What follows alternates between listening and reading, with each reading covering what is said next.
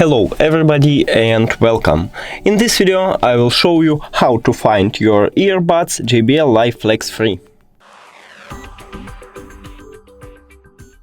You have to start by open JBL application, then scroll down.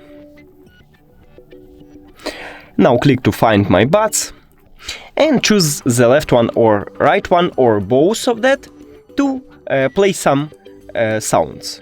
So let's say I want a left one, then continue, and as you can hear it put some sound. Same with the right one and both. That's it. Thank you for watching this video. If you found it helpful, please consider subscribing to channel and leave the like on the video. It's really important to us. See you later.